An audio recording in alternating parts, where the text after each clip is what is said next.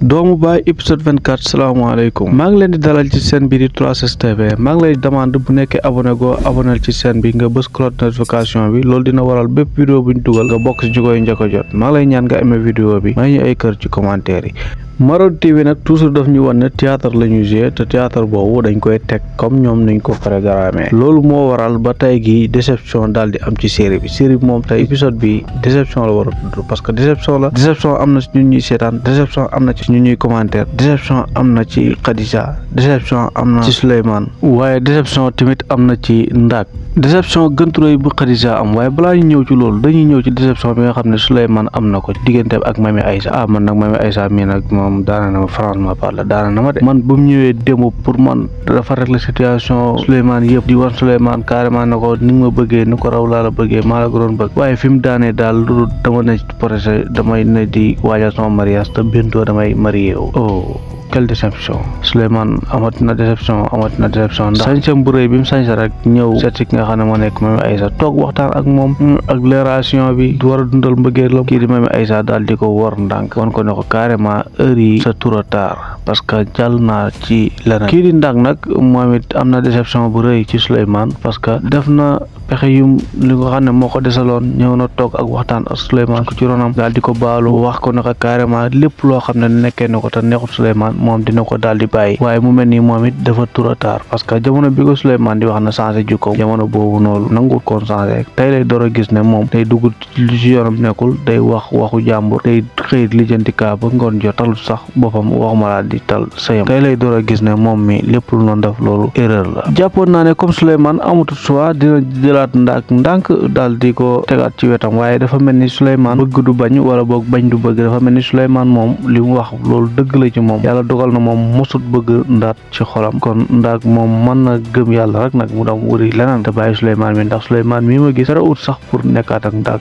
dont la Mami Aïssa teg na ko déception boo xam ne moom fu xaarut ko woon waaye tamit Ndak mi moom it jël na wàllam ci nag Mami Aïssa mi nag boo leen xëyee ngeen gis ko ak Souleymane bu mu leen bett de dama leen di wax loolu te leer laa leen di wax ndax Marodi moom yaakaar naa ne épisode bi ngeen ma jàngal lu bëree ndax Mami Aïssa waxam ji mu wax nii moom it waxut ba tey kan la war a marier mën na xëy mu xeex ak xolam mu ñëw comme moom taxaw na carrément ma wax Souleymane na ko man yow laa yàgg bëgg waaye da nga yéex a wax man jàpp naa ne sax que nekkul di testé Souleymane lu ne xëj na en tout cas bu leen xëyee benn jour gis Mami Aïssa mi ak Souleymane ànd bu leen bett de te bu leen jaaxal tamit mais déception nationale bi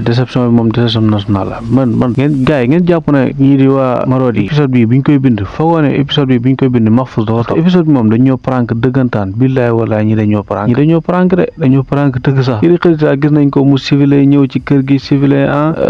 Mariama waxam moom mu ruube ko dugg ci néeg bi waxtaan ak yaayam xamal ko ne ko Alpha tey lay xase ay sëtu ba pare day ñëw ci kër gi daal di ko takk xamal ko ne ko carrément Alpha moom la bëgg moom la pare pour takk ko moom la pare pour seeg moom ndeke Alpha li mu doon def yëpp ay prank la nii rek la mën a doon lii moom prank rek la mën a doon waaye lii moom Marodi yor dëgg fa yàlla nii yëpp ñu ngi doon kaas nag mais fi ngeen génn nii nag tey xool nañu doon xaar waaye nag lii moom prank dëggantaan ngeen ñu def tey waaw prank dëggantaan moom ngeen ñu def waaye ku yàgg seetaan série Marodi ku yàgg xam Marodi di seetaan ay séréem ay épisode am da nga xam carrément ne lii warul la bett parce que Marodi yii yàgg nañ ko def ci seen série yi nga xam ne ñu ngi koy tourné toog nii rek làkk benn affaire ba ñëpp naan est-ce que lii nii lañ ko war a defee ñu toog rek daal di indi séquence yëpp jóoral ñu ko ci benn épisode kon loolu lañ fàttali tey rek waaw man moom loolu laa jàpp loolu lañ fàttali tey rek gars yi ndeke Khadija li mu nekk ci kër gi di civilé nii yëpp naan Alpha day fase ay sëtu takk ko ay sëtu Alpha fase na ko te ñëw ci kër gi ñaan si ko te bu ko ñaan see day nangu day accepté sëy bi day dem mu sëyal ko Alpha na jomet ci kër gi ñi gis Khadija di ko défendre ñëpp foog ne tey moom défaite bi gën a rëy tey la ko Mariama di am waaye déception bi gën a rëy tey la ko ñun téléspectateurs yi nga xam ne ñi ngi seetaan tey lañ koy am ndégatoo ne tey moo nekk suur boo xam ne ñun ci lañ war a kontaan waaye suur boo xam ne tamit ci la ay sëtu di kontaan kon Khadija tey ndege fii la ko gars yi doon xaar lii la Olof Njaay di wax nag naan kuy yoddu saqat ndege lii yëpp gars yi lijjant nañ ko